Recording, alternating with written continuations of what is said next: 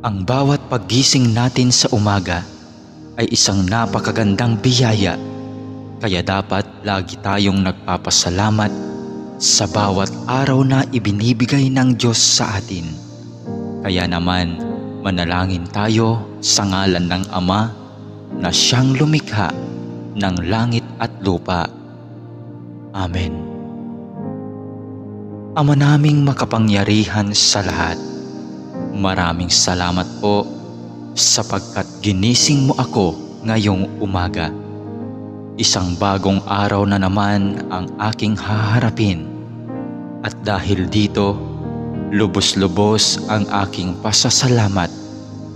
Sa unang mga sandali ng aking araw, nais kong mapuspos ng iyong biyaya at pagmamahal. Kaya narito ako upang makapiling